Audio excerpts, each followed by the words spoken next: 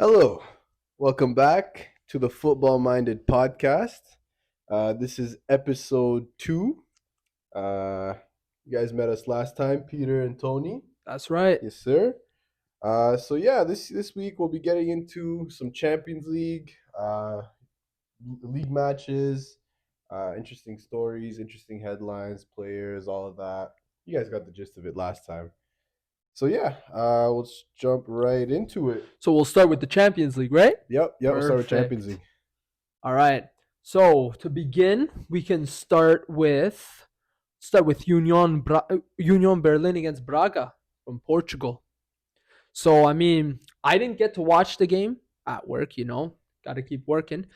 And I checked the score at the end, and it shows 3-2 for Braga. This is in Berlin. I was expecting Berlin to win this game. And thing is, when I checked the score, the box score with the stats, I saw Union was up 2-0. And then I see how they squandered that 2-0 lead in stoppage time. This is the second time in as many games in their Champions League debut. And then I see the way they're playing in Bundesliga as well. And I'm just thinking this is not how it should be going, to say the least, with this club. Complete 180 from last year, especially defensively. Oh, right? Yeah. And this is on top of it, this is with having Leonardo Bonucci in, who's supposed to be your voice of leadership and of strength and stability in the back line. I mean, I know he's older now, but you would expect getting someone from Juventus who is still like he can still play. And thing is, he's just out of it. Well, to be honest, speaking on that, we've seen it with a lot of players coming from the Serie A, especially from Juventus. I'll get the main example that comes to mind first is De Ligt. Came to Bayern, was really unfit for Bayern standards, and he really struggled his first, I'd say, 2 months really getting into the team because of that. And he even admitted it himself. Yeah. The training in Italy, or Juventus to be specific, is not as rigorous, as well regimented as it is in Germany. So I could see why Bonucci could be struggling a little bit, especially in the Bundesliga. Very fast paced league, right? High intensity, high press. You have to be quick. So honestly, I feel like that could be contributing, and also, it takes time to adjust to a league, right? They made a bunch of signings from last year. They really tried to strengthen the squad, and I could see them getting it right towards the end of the season. But so far, it's been a little underwhelming. With right? that said, though, would it be too little, too late? I don't think so. I don't think they expected necessarily an exact repeat of last season, right? But I feel like they should be striving. Like, you finish in the top four. Yeah. You get a decent amount of money. You reinvest it in the squad. You don't necessarily expect to make top four again because you look at their squad on paper. It's not a top four squad in the Bundesliga, but you build on that. You finish. You try to get Europe the next year, right? Top seven finish. Now you have Conference League to play for. Yeah. So Yeah, problem is, they're 13th place right now. They had only 8 losses last year. They already have 5 this year. yeah, they're leaking. And this goals. is just in the league. It's they're leaking goals. They're not. They're not able to be as for some reason they're not able to be as compact as disciplined as they were last year in the back.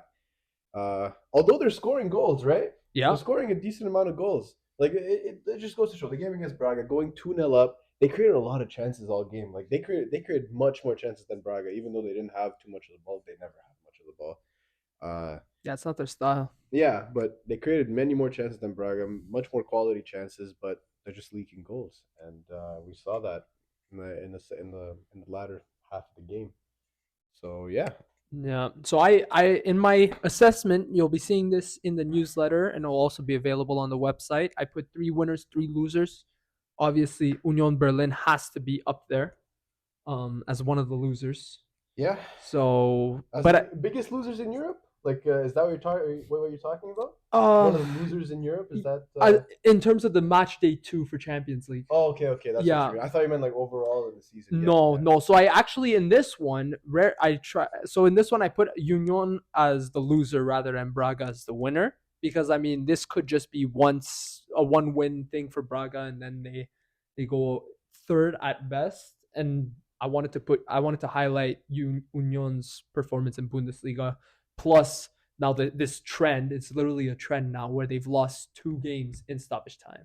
Yep. So I just wanted to put that out there, and you'll be seeing it in the article. It's going to be available on the web, but also for those subscribed, it'll be available in the newsletter. So Well, yeah, that's well, how. Braga as well. Like they played a decent game, but they're not having some incredible season, right? I think they're fourth place in the Portuguese league. I believe the last time I checked, like 5-2-1. I'm gonna check right now because I haven't been following too much of the Portuguese league, to be honest. The only game that I actually sort of followed Yeah. live Oh, was that 5-1-2. Benfica Porto game. So yeah, Yeah, yeah, five five one one and two. two. They're fourth Not place. horrible. Like they're having a decent year, right? But Yeah, again, that's sort of to their standards in this league. yeah, That fourth, fifth place, sounds about right. fighting with Vitoria for that spot because I mean Porto's, Benfica, Sporting are on a higher tier compared to Braga and No, they're, Vitoria. they're So they're they're like a disruptor in that league. yeah, yeah. But anyways, I feel like the next really interesting game would have been Arsenal versus Lens, Oh yeah. especially on the first match day. Again, Arsenal looked a little underwhelming this game. Havertz, Trossard, Odegaard having poor games. Obviously, David Raya with a poor blunder leading to a goal. Yeah. Uh, Pretty much cost them the game. Yeah, but I do also have to give credit to Lens on even both goals. Like I understand there was the blunder with Raya, but it's still Lens still had to create that. I Yeah, for mean, sure. Yeah, sure they got the ball from Raya, but they had to create that whole opportunity no, from for then sure. on. So and that equalizer especially that equalizer, I don't think I've seen that many goals with such great playmaking, with like with the finish on top of it. You had a nice finish as the cherry on top to that whole play. I think they had amazing teamwork in that whole game.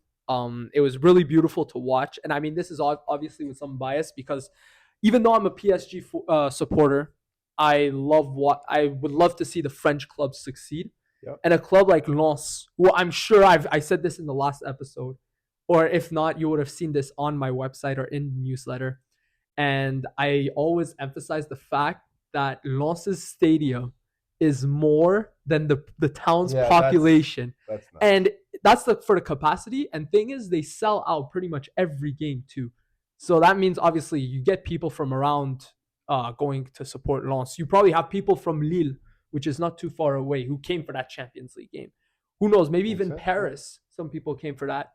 for sure. So, I mean, Lens is one of the most highly respected clubs in France, and with reason, of course, because it's not every day you get to see such a small town with a club who 3 years ago was in Ligue 2 is Yeah, now playing in Champions League.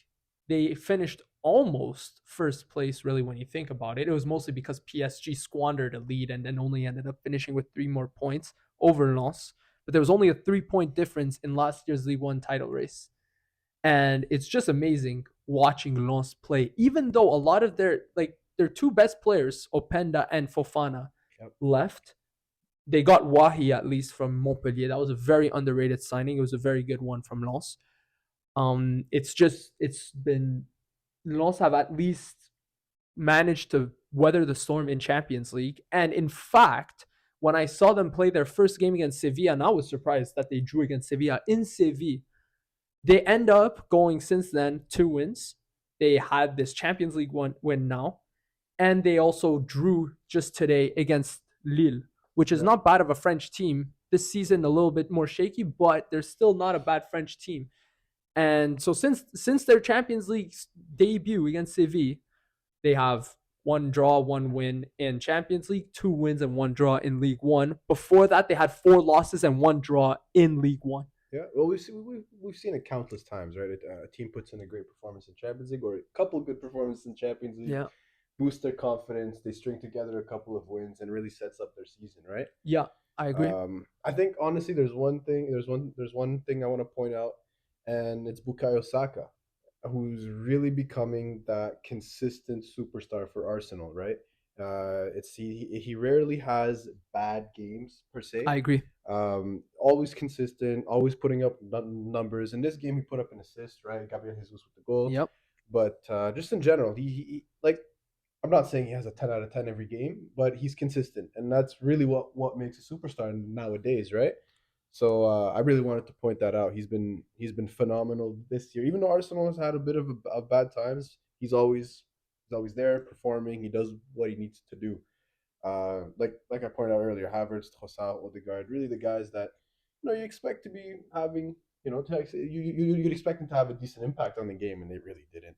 Havertz and Trossard less than 35 touches each or over 70 minutes, very very poor. Yeah, Um, but yeah, it was a poor Arsenal performance. You got to give credit to Lens, but Arsenal failed to really impose themselves on the game. I agree. That's my takeaway No, from I it, at agree. least. I mean, if you go up 1-0, you'd expect, especially a team like Arsenal, to extend that lead Yep. against a team like Lens, who's more inexperienced. But they failed to. Lens came back courtesy of great teamwork and collaboration, and Lens made them pay. And now we saw Lens win their first Champions League match. And I mean, considering that they still played well against Sevilla on the road, they have PSV Eindhoven, which on paper would be weaker than Sevilla and Arsenal. So who knows what's gonna happen? Yeah, absolutely. I It's PSG mean, is a strong team, right? They're very positive in their style of play. So they really like to go at teams, right? So it could be a very interesting group, yeah, especially now with Arsenal losing. It's really up in the air. yeah, I I feel like agree. next on the list for that week would have been the Newcastle PSG game. Obviously, you had Bayern, Copenhagen. Copenhagen gave Bayern a little bit of trouble. Bayern ended up seeing it through. But yeah, Newcastle PSG, I crazy game, mean, right? Like yeah, it's almost hard to believe. Um, Newcastle now starting to pick up form. They've yeah. gone undefeated in their last 7 games, including a game versus City in the cup, right? Um, PSG left a lot to be desired in that game. Actually, even throughout the season, they've been a little shaky. Yeah, And I they know did you've play well mentioned, today, though. Today they played yeah, really yeah, well against Stade Rennais. And lately, we're talking about the last 3 years here against Stade Rennais. They've been very shaky against them. I think it has more to do with Bruno Genesio, the Rennes coach, who always has seemed to have PSG's number. I mean, even with Lyon, he would be the better coach against PSG compared to the rest of League One, yeah. and he's actually the winningest coach in amongst French clubs Against PSG. against PSG in the QSI era, the That's Qatari Sports Investment era.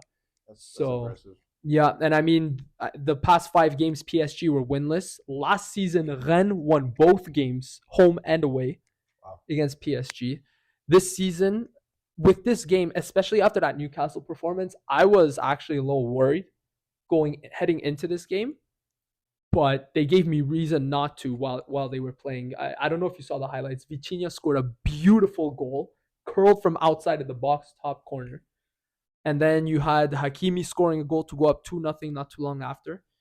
And then Ronald Colomwani, literally less than a minute in, his first touch, he scores.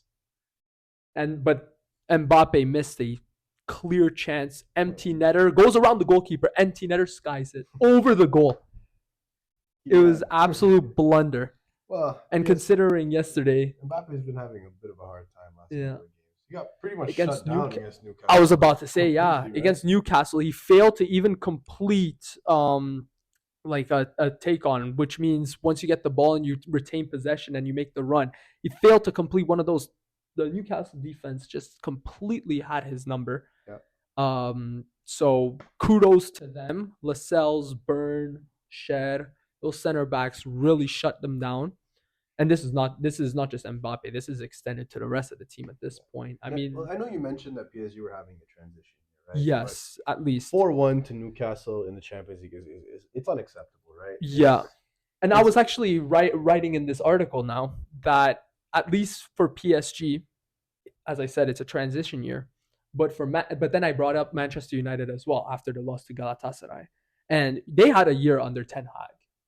Their yeah. expectations are much higher. So, and I'm saying much higher right now, but they're even higher compared to last season. Heading into this coming season, they finished third in EPL. They won the EFL Cup. They were finalists in FA Cup. So fans are expecting more. I feel like I Ten don't Hag's think they'll get squad it. Obviously planning not. is a little poor. Mm-hmm. None of his signings except Hoyland have really stood out and made the impact that you expect them to have. Casemiro's been a little undisciplined, Yeah, right? I agree. Although he scored a brace against Bayern, right? But again, you can't expect a six to be scoring. Right? It's not his job. It's No, not sustainable, right?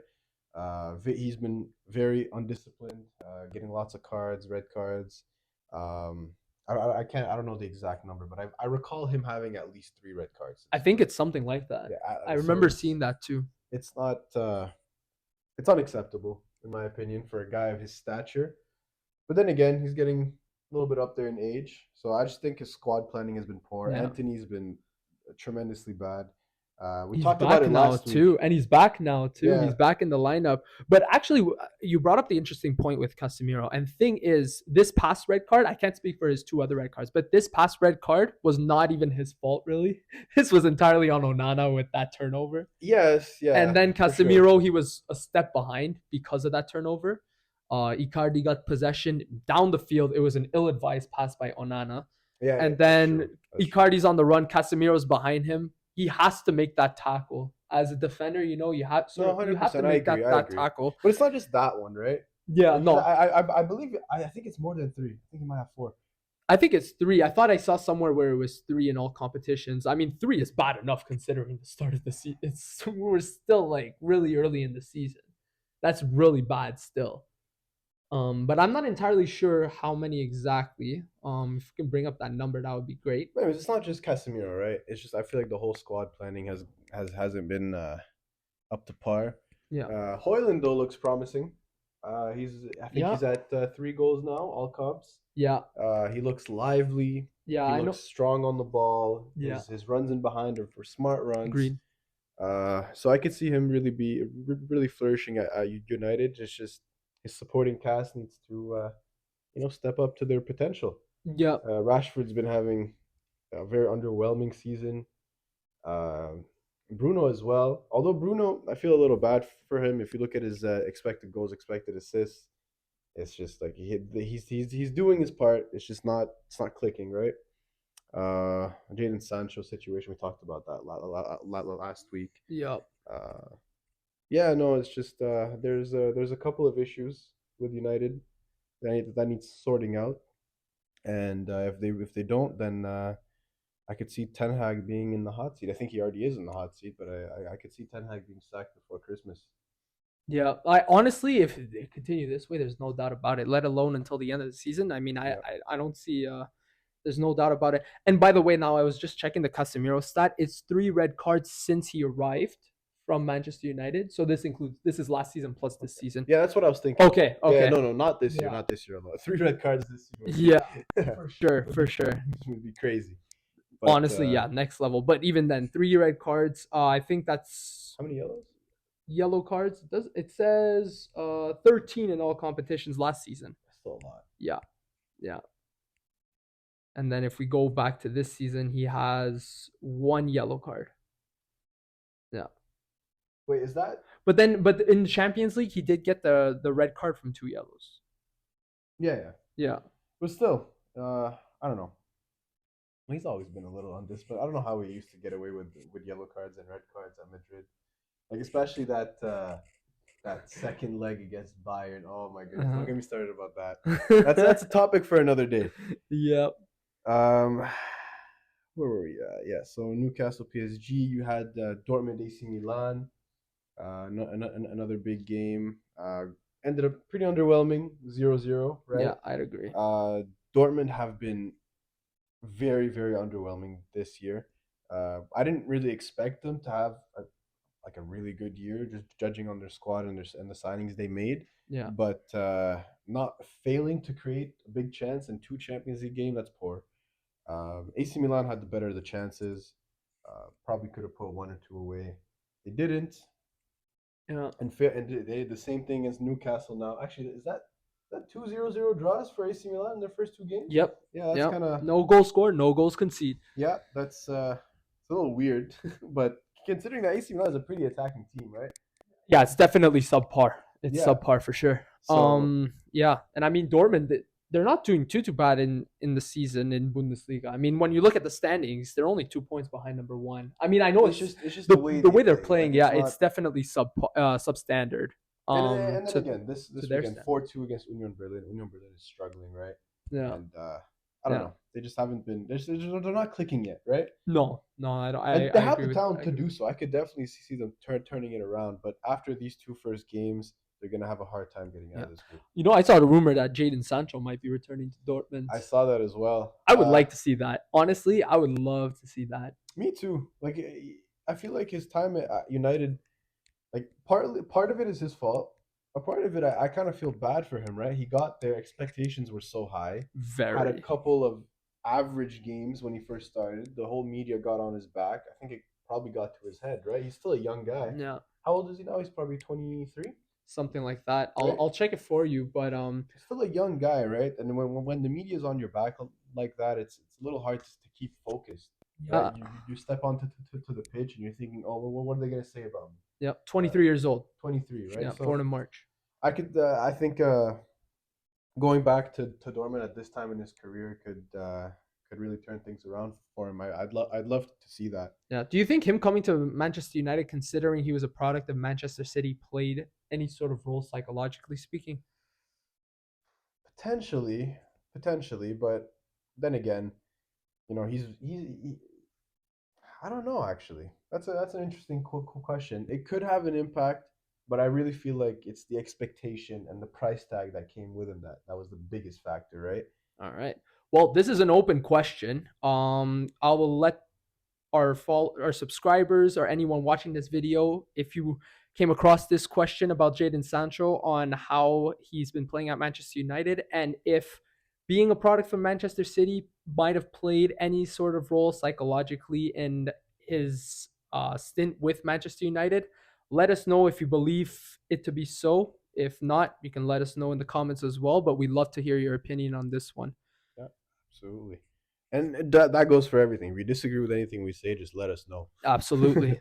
We love to hear your perspective on several topics ranging from the Champions League to the league play. We'd love to hear it.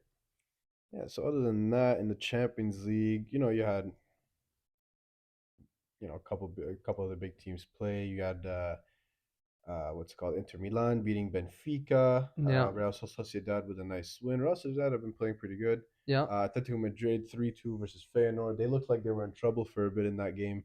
Yeah. But Um, they came through, and their Madrid counterparts came through against Napoli too. They yeah, asserted themselves as top of the group now.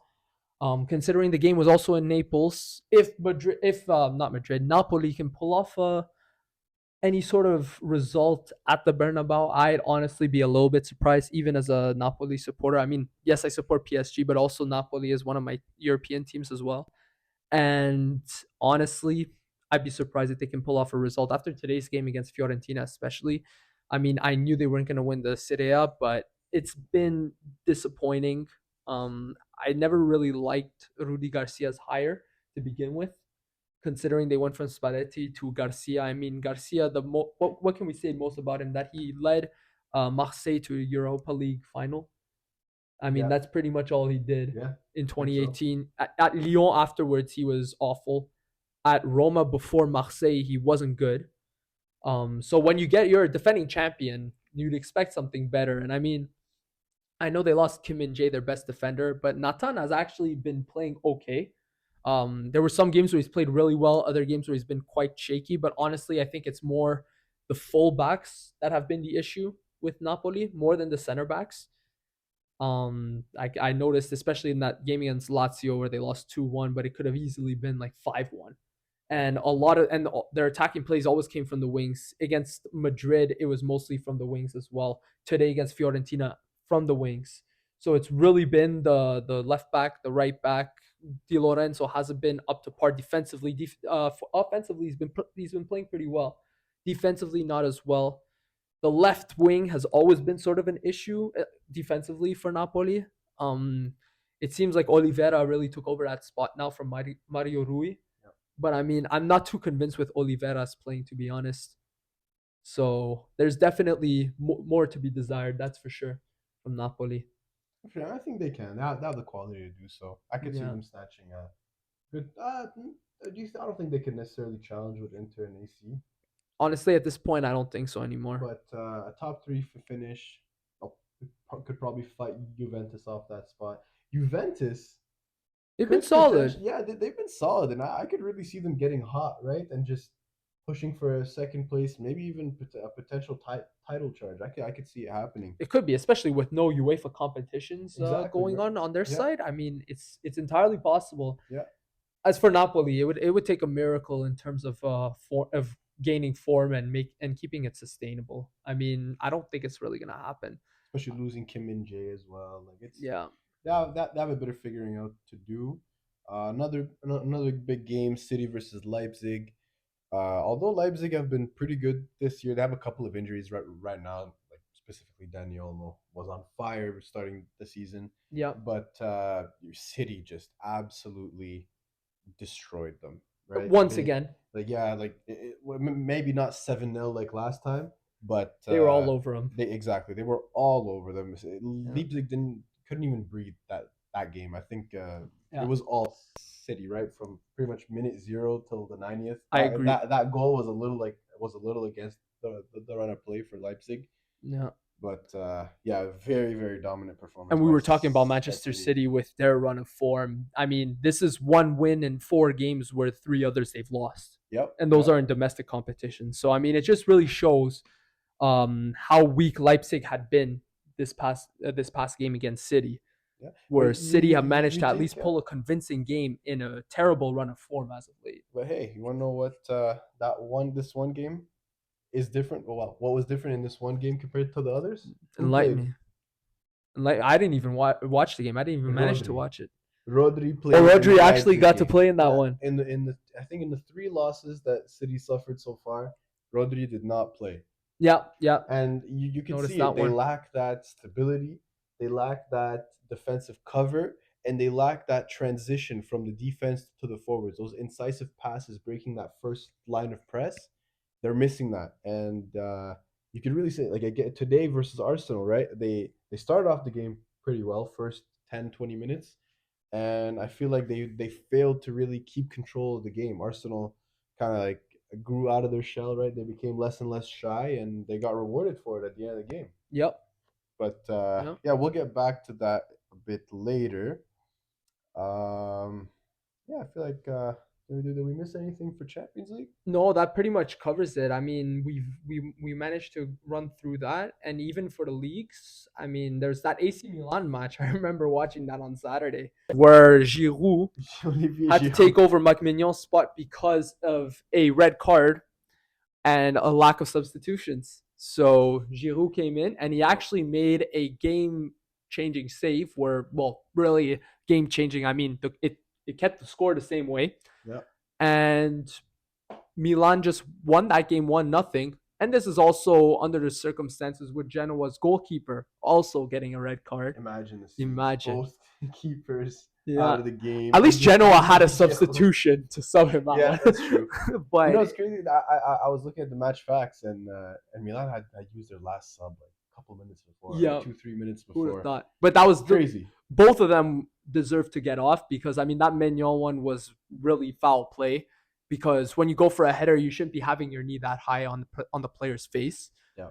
And when going with the hands, that's one thing, that's more of a natural position, but with the head it's a totally different issue.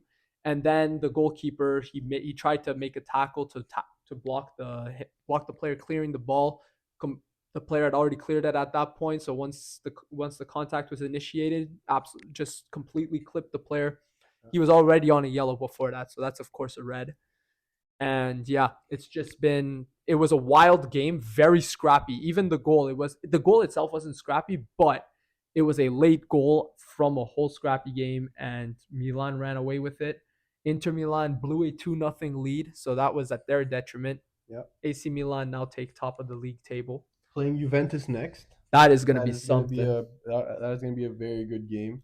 That'll be something. I still think Inter are my favorites to win the Same, Serie same. A.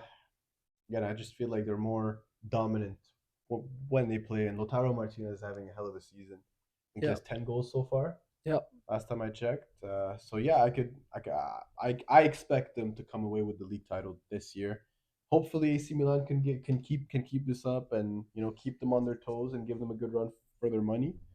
Um, but yeah, Yeah. next, I think we'll move on to the Prem. A couple of interesting things happened this weekend. Well, in The addition to that Arsenal Man City game, I mean, what really stood out for you? What stood out for me was McTominay. Oh, you're This talking about I was in the gonna say Prem. in that game I was gonna say Declan Oh, Rice okay. has been very good, right? Yeah. A lot of people a lot of signings when they come in 80 million, right? English going to a big club in the Prem. Sometimes it gets to them. I think he's dealt with the pressure very well, Yep. and I think he's really cemented himself into a very important player for this Arsenal team, and could be a difference maker when it comes to their title challenge this year. Because I think so far, I think we could. It's safe to assume that Arsenal are in the title mix, right? Yeah. So I think it could be a very important asset. Yeah, I agree. And honestly, I mean, Declan Rice should be up there in terms of one of the top players at the club, For considering sure, that transfer considering the fee. price tag. Yeah, Yeah. yeah. But then again, like we've seen players 80 million, whatever, 60 million, and they just don't live up to that hype, Oh, we've seen right? it. We've seen it. You don't even have to go beyond London to see that one. Yeah, yep, that's true. Absolutely. Yeah. We got guys like Harry Maguire. Although Harry Maguire, I feel like he gets a little too much hate. I don't Now, think. I was referring mainly to Chelsea, though. Oh, Chelsea as Yeah. well. Yeah, for sure, for sure. So yeah, I Yeah. mean, it's been going little shaky for Chelsea. I mean, they started off really bad. At least now they've been getting a couple I wins think they're starting to together. figure it out. Yeah, Yep. slowly but surely. Another team we have to mention has to be Tottenham. Absolutely. Tottenham, the best start since 1980 in the league, right? Yeah, Uh, another win this yeah, time against Luton, being down a man yeah, as well. still undefeated. Yeah, Um, they're a very creative team, very dynamic, right? They're able to adapt to a lot of situations. top of the league too, Yeah, tied for top of the league with Arsenal. yeah, exactly. They've created the most big chances in the league so far this season. It's their Obvi- coach yeah, for coach sure. and James Madison. James Of Madison course, of has course. been sensational. Heung-min Son hitting form right now, hitting form at pretty much the perfect time. Yep, Started off a bit slow first two games. Ever since then, he's been great. yep, And their coach, like you said, yeah. he's revitalized the team, right? Absolutely. He's He's losing brought him. in that winning culture now Yeah, that they've so desperately needed. and which it's really weird. Like, they're arguably better than they were with Harry Kane. Pretty much, You can honestly, this honestly is this you is could really weird to say, but yeah. it's It's like it's you fact. would have never anticipated anything like that, right? But Yeah. they lost their star player, and they've dealt with it very well. I think James Madison has been uh, might be the signing of the season so far Yeah. in the Prem, or if he's not the signing of the season, he's top three. Yeah. And now we'll go a little bit onto a less positive note in the Prem. I want to. One thing, Pedro Porro as well. That He's guy's been solid. he's been I think a little more than solid. I think he's been great. Yeah. I mean, defensively, very good. Yeah, even going forward. Yeah. I Even mean, I going haven't forward. I haven't been paying too much attention to Tottenham. I only catch a glimpse of them here and there. I managed to catch their game against Luton though, and they played really well. I Yeah, mean, they were all over Luton, even down a man. They played really well under those circumstances. They weathered the storm and they came away with that one goal afterwards. yeah. So I'm impressed. I'm very impressed with Tottenham, Yeah, as you were we've saying. said. I was saying for a little bit less positive note in the Prem. Yep. We need to address Brighton a little bit here. They did draw against Liverpool, which Mhm. is respectable. They drew at home. But before that, I mean, this is with the most Salah brace for Liverpool. But before that, 3 games winless. You had the draw against Marseille. All right, I'll give them that, especially in a hostile environment like Marseille. But before that, you lose 6-1 to Aston Villa. You give Chelsea their first win of the month, their Yeah. first goal of the month, Mhm. and in the EFL third round, in the EFL Cup in the third round, Chelsea goes on to win 1-0 to advance to the next round. Brighton, early exit for them. I'm sure they had high expectations for that competition, especially considering when you're a team that's ascending in the Premier League, you also want to get an opportunity to win some silverware. The EFL Cup is the perfect opportunity for that. Yep. They've squandered it now. Could they do it in the FA Cup? Maybe. I think their biggest problem is they're just defensively not sound.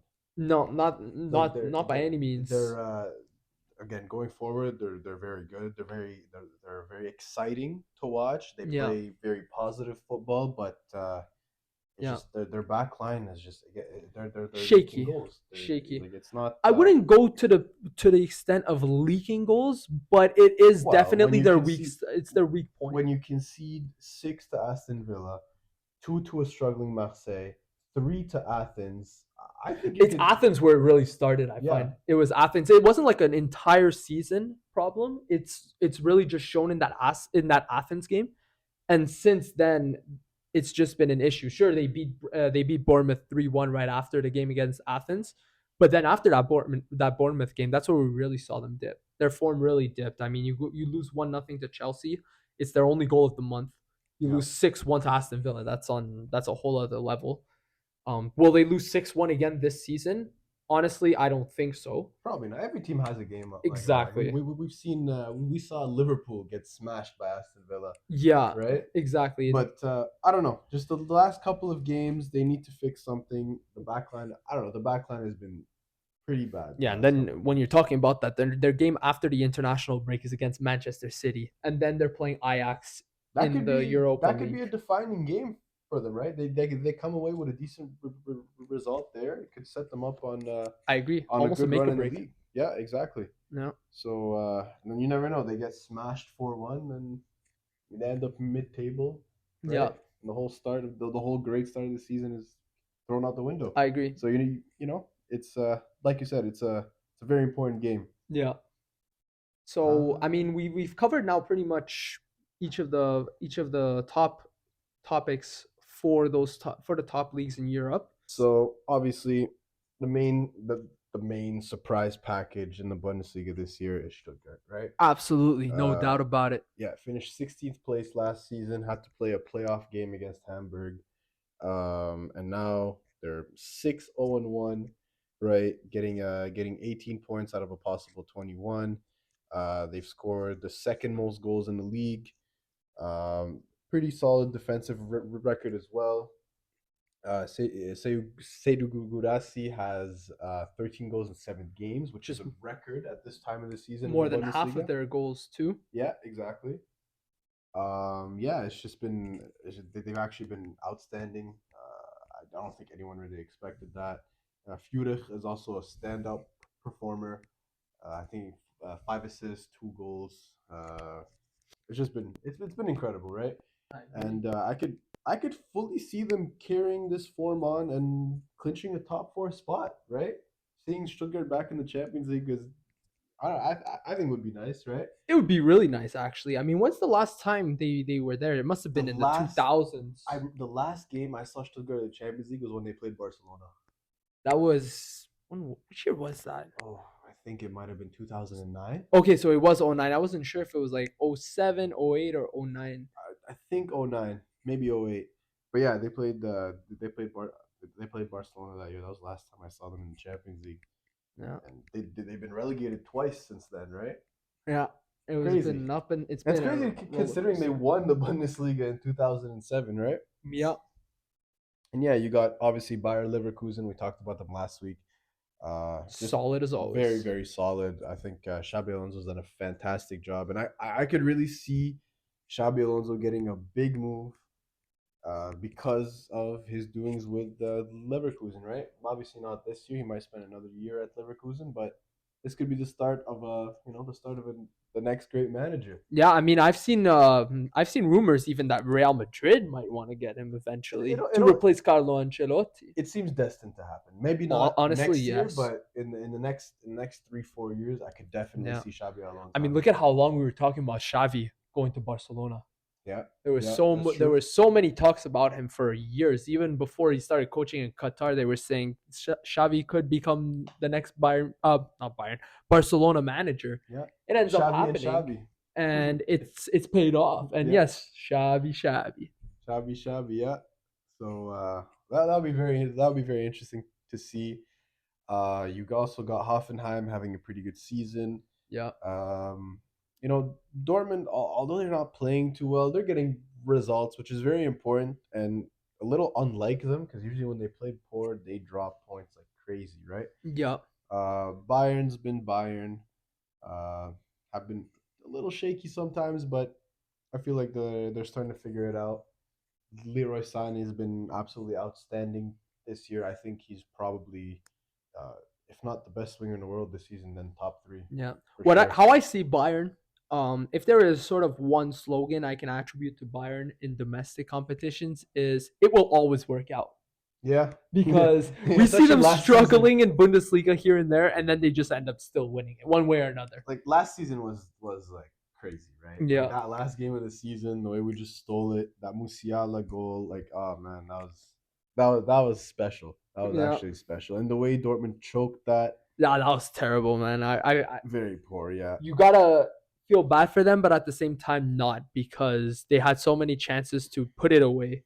yep, Not in that game alone. I'm talking about in general yeah. throughout the season. And there were several games. It was like Arsenal last year too. You know how many games they blew leads and stuff. It was just crazy. Yeah, and you got the newcomers, Darmstadt, Heidenheim, really getting into their finding their feet in the Bundesliga.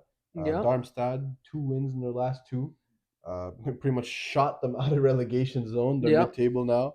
that does Uh, things to you. yeah, Heidenheim have the exact same record again, mid-table.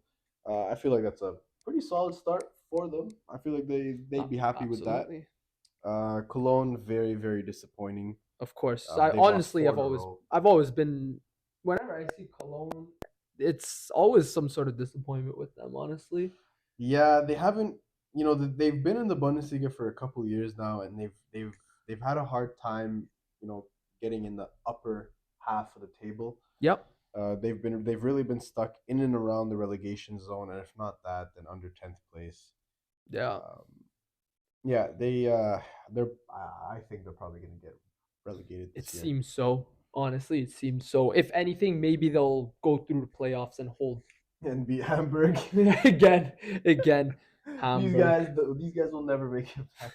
They don't want to make it back. They've lost. I think they've lost three playoffs now Something since like since that. they've been in the Bundesliga too. Yeah, I think for a bit they had been winning playoff games to stay in the Yeah, exactly. Bundesliga, and now they're in the Zwei Bundesliga, and now they're losing playoff Yeah, games. it's three seasons now so far, or 4 seasons. That they're in the Zwei Bundesliga. I think yeah, Let me just see. This is three so far. might be five. Four. Um, five. Was it 2008, 2018? Yeah, 2018, 2019 was the year they got relegated Yeah, so to the five Bundesliga, seasons. That's including this one. Yeah. for one of the biggest clubs in Germany. And That's considering they quite had never poor. been relegated Yeah, it was the only before team. in their Actually, well, history. technically, Bayern never got relegated, but they were not one of the founding members of the Bundesliga. Okay. So out of Okay. the founding members of the Bundesliga, Hamburg were the only team to never get relegated. They even had a clock in their stadium, like counting down the days of like how long did they've stayed in the league, and well, sadly, it's no longer. No. Now that clock is just right twice a day. Yep. So yeah, I think that's pretty much it for the Bundesliga. You want to say a quick word about the MLS? Yeah, so I It's coming to mean, the end of the if you're season now. wondering why I'm wearing the jersey right now with this banner behind, it's because Montreal, man, Montreal, what a game they had on Saturday. 4-1 win against a hot Portland Timbers team. And this win virtually almost clinches Montreal into the playoffs. They were winless in their last 7 games. Yeah. They had 2 losses, then 2 draws, 2 losses, and then drew on Wednesday. It took a stoppage time goal for Montreal to tie it very late on, like 90th plus 6th minute to tie it. And Montreal come into this game against a hot Portland Timbers team. It was one of the best games I'd ever seen them play this season so far. Kwadwo Opoku, amazing player, assisted the first goal with a beautiful cross, scored the second goal too. And then the third goal, Maciej Szwaniak, homegrown player, makes it 3-0. And then 4-0 with Mason Toy. About time he scores again. He hadn't scored since early June when he scored a brace against his former team, Minnesota United. And before that, he hadn't scored all season. The season before that, only 2 goals. It was a brace again in one game against Seattle. And I mean, I'm just really proud of the team, how they did against Portland. They have one more game on decision day, which is MLS decision day. They market it that way as the last match day for MLS. All MLS teams except for DC United, they played their last game last night. they even though they won against New York City FC, they ended up getting eliminated just because of how it all worked with the other teams and Montreal winning as well. So DC is out. Every other team that's playing has some sort of place to fight for Pretty much other anyone than from 10th to 13th. So New York City, yeah, Red Bulls, Chicago Fire, Charlotte, and New York City FC all have a absolutely. shot, right? We Yeah. saw Inter Miami Yeah, they get. officially out. And now, honestly, with that, I wonder how silly the MLS looks now, considering before this game, they already looked silly enough putting Messi amongst candidates for the MLS Newcomer of the Year and the MLS MVP award. I think Busquets was because I feel like it's every team gets to nominate two of their players, right? Yes, but even then, I wouldn't put Messi up Well, there. Not it's with more of an Inter four Miami games. decision, right? Yeah, but and that obviously Well, this has to do it's with more some marketing. marketing, yeah, Yeah, but and even with that, like if we're talking about it in the context of a league, I don't agree with that principle. I don't blame him maybe as much for having Messi there, but I don't agree with that principle having two players from each team and stuff. I mean, obviously they make a short list out of that, but it's only three names from that, so it's yeah, quite a big pool to pick from. And thing is, I don't know. I see Messi there. 4 games, it just looks ridiculous. yeah. One of those Even though games, he's been exceptional, yeah. But thing is, we saw that was mostly in the Leagues Cup, yeah, that's so that true. has nothing to do with the MLS award, like the MVP award or Yeah, that is. Newcomer of the Year It's just the award. name, right? It's Yeah, Messi. yeah, There, exactly. And it's even marketing one of those 4 games, he didn't. He only played 30 minutes. The other one of those 3 games where he played pretty much the whole game, it was a 0-0 draw. So he was very ineffective in that game. And then he had, I think, what, 1 goal or 2 goals and 1 assist, I think, something like that, or a goal and 2 assists. I forget. It's believe one so. or the other. I mean, it's not bad, obviously, in that short stint, but you don't put that as an MVP For candidate. sure. Come No, no, on, no. like I'd rather put Joseph Martinez up there, Yep. or even Benjamin Kremaski, or there were a couple of other players that I can't fully think about their. There's Robert Taylor. That's another one that they could have put up there, or there was another player. I'm gonna search his name right now. That name I keep forgetting his name, but that player too deserved to be up there more than Messi. Not only for the mere fact that he's actually played most of the season, but who's actually been pretty effective. He's a young player, got a lot of upside. They're gonna be a dangerous team next year, that's for sure. With Messi For sure. hopefully being healthy, Busquets, Alba for the whole season, Suarez now. Gremio confirmed that he's not going to be coming back next year. Could this be where Suarez ends up signing with Inter Miami, or even Luka Modric? We've heard rumors of him possibly going to Miami next summer. That would be quite the signing. Luka Let's see. Modric, Yeah, Sergio Busquets, Leo Messi. That's quite scary for the I MLS. want to see. I want to really know if they can even do that financially speaking, because there's that salary cap, and then you Right. have designated players, but that's only 3 players, right? So how? Let's see how they're gonna do it. They've already been caught violating it once, and that was very early on. Literally after their first season, they had 4 designated players, and they had to get rid of. They had to pay a fine, get rid of one of them. They ultimately ended up getting rid of the one who's still playing in MLS and is actually excelling, who's Pellegrini with New York City FC. But because my Matuidi is retired, and he honestly was really substandard for MLS. You had Well, a lot of a Higuain. lot of a lot of European players come in and think, oh, There MLS is are a going to be handful, yeah. MLS is going to be a breeze and all that. It's really not anymore. It's not the same league that No, Giovinco joined in the early 2010s or mid yeah. 2010s, right? It was actually the mid 2010s where we started seeing a lot of European players who sort of flopped. It Yep. all started with players like Frank Lampard, Andrea Hmm. Pirlo. Pirlo was okay, but I mean Frank Lampard flop, Steven Gerrard Yep. flop, Ashley Cole flop. Even Um, Wayne Rooney, well, he was okay, but he wasn't. he had a few highlights. It's just the team around him wasn't that great. I remember that play when he did that slide tackle, sent the long ball. Absolute That was cross, crazy. yeah. That was crazy. So I mean, yeah, there were some players who've made it, some who have just they've literally languished for a Insigne. year or two. Insigne, perfect example. Even sometimes he has those flashes where it's sort of it's as if he is too good for MLS. He has those plays, but I think it's really just his attitude that brings it down, and it's Potentially, very yeah. indicative with Napoli. First year gone, and they actually end up winning the league. You can say the same about Koulibaly.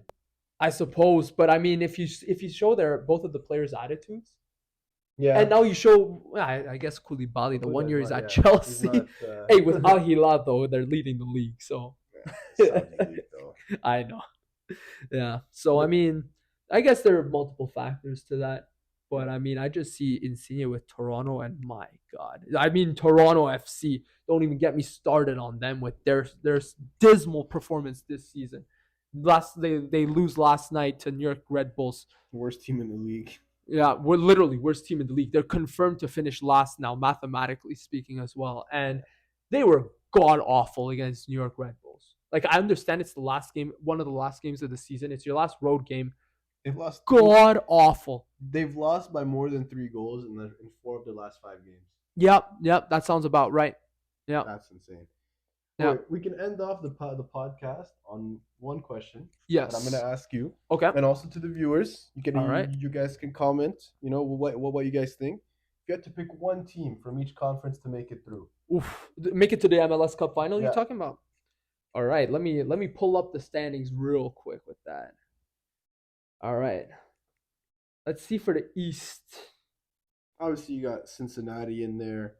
Orlando's Yeah. probably a good. There's always the supporter shield curse though, because most of the time when there's a team that wins the supporter shield, last year was one of the rare exceptions with LAFC.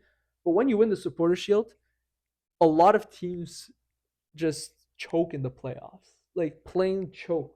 So we'll see with Cincinnati what's gonna happen. It's only their second time ever in the playoffs, so we'll see what will Oh happen. wow! I Yeah. did not know that. Well, I mean they're a very young team. This is Yeah. only their fifth season ever in MLS. And up until last year, before that, they had 3 straight years where they were bottom of the league. Oh wow! Yeah. And then last year was a breakthrough year for them. This year, they reached new heights, quite evidently, winning the Supporter Shield. So I'll have them up there. However, I feel like Philadelphia is going to be the team to break through. Honestly, so? Yeah, I think Philadelphia is going to be the team to break through. They made it to the MLS Cup final last year. They were the favorites from the East to do so. They did it.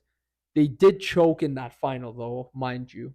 I don't think they're going to win the MLS Cup this year, honestly, though. I think it's going to be an interesting upset in the Western Conference. And now this is going to be the hottest take I will ever give on this podcast, probably. I'm going to give the Houston Dynamo. Houston. Well, the West seems pretty even, right? So it's very open. It's very open. There's no team that really like completely stands out. Obviously, St. Louis is. And also, Houston won the Open Cup too. Oh, they won. They beat Miami in the final. Oh, that's the true. Open Cup. Yeah, that's true. Actually watched that game. Yeah, it's I mean their home record is quite amazing. 11 wins, 2 losses, 4 draws. Their road record is a little shaky. But honestly, when it's playoffs, anything can really happen. That is my wild prediction for the MLS Cup playoffs. But in all fairness though, I would be surprised if Cincinnati does not at least go to the conference finals. Makes sense. Yeah. So there you have it. We have the prediction is Houston and Philadelphia to make it to the final. Yeah. Yeah. So you guys let us know what you think in the comments. And unfortunately, that's all we have time for this week. Yeah. So yeah, that'll be the end of the podcast for this week. Look out for the next episode next week. As we said, this will be a weekly or almost weekly, right? Yeah. If it's not weekly, it'll sort of be a week and a half. Yeah. Type podcast. Exactly. So with that being said, international break is on the way. Yeah, we'll be covering that here as well. Yep, Euro qualifiers. We might even cover some of the South American qualifiers for the World Cup in 2026, which will be held here in Canada, but mostly in the United States, with some matches also being held in Mexico, as you well know. Yeah. And with that being said, now we know also the hosts for the 2030 World Cup. Spain, Morocco, Portugal. That's with some opening games in Paraguay, Uruguay, and Argentina to mark the 100-year anniversary of the World Cup, which I find a little bizarre. it's bizarre in a way with the fact that they have the Portugal, Spain, and Morocco. Like you're having But I six love the countries. fact that those countries are, well, at least Uruguay and Argentina are hosting some of those games because it was the two finalists from that World Cup. It was held in Uruguay the first time. I was actually advocating for three countries to be the hosts for that World Cup. I didn't even really care about Portugal, Morocco, Spain. But I feel like But infrastructure wise, at least it'll be secured Portugal, with those Morocco, Spain countries. is going to be. It'll be I think fun. it's a great choice. It'll be Like fun. Morocco is a big footballing nation, right? Yep. Spain, Portugal, obviously. Yeah. I So think it'll be a stay lot of tuned. fun. Yeah. Stay tuned for that. I mean, let us know what you think about those hosts for the World Cup. We'd love to hear it. If there should have been another country to host it, let us know. We'd love to hear it as well. So, with that being said, we wish you a great evening and also a tremendous week. Yes, sir. And I am Tony, and this is Peter. There we go. Yeah, and that'll be the end of the podcast. We'll see you guys next week.